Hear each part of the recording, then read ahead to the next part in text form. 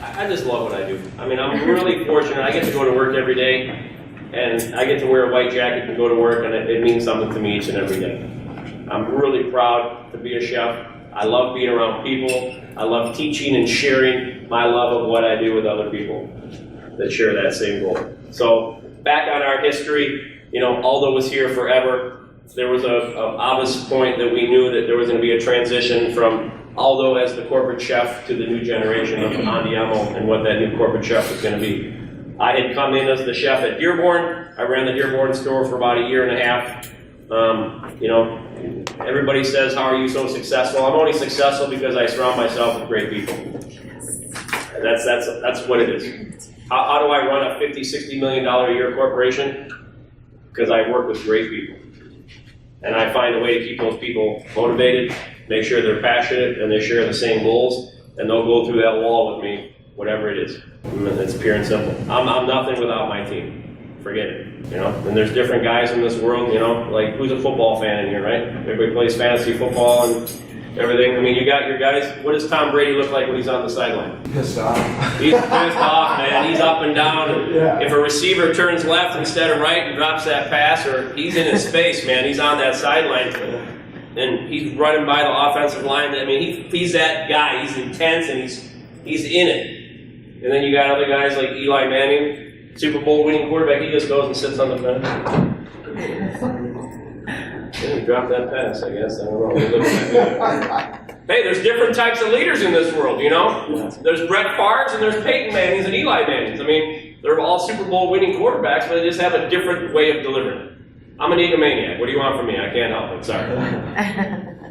So I got very fortunate. I had done a very good job running the Dearborn location. Joe came to me and said, you know, we'd really like to transition you into this role with Aldo. I want you to work with him. I want you to learn everything you can from him. I want you to sponge from him so that we can carry on his legacies and traditions. And we have very similar philosophies, very similar styles of cooking. I've cooked that way my whole life. We buy the best, we make it fresh, we make it from scratch each and every day. And I think we all know that, right? I mean, we all tout that.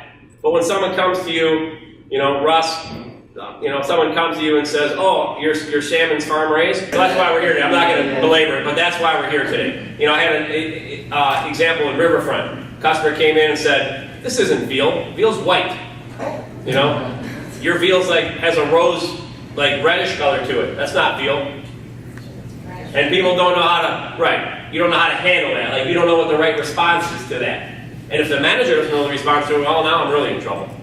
So that's kind of the whole circling of the wagons here. That's how we get back to, you know, where we started from. Our house sauces, all those recipes. I promised them I'll never change it.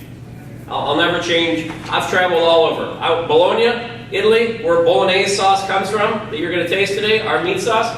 I've been through Bologna, Italy. I purposely went there. It's the birthplace of meat sauce.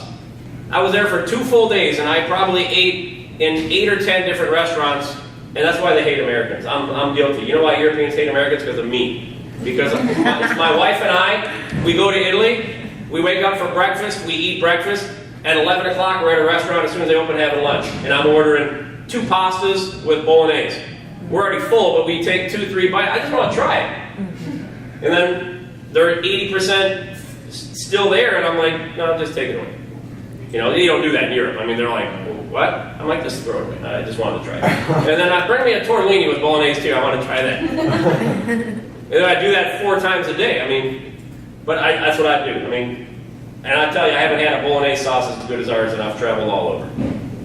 So why change something that's great?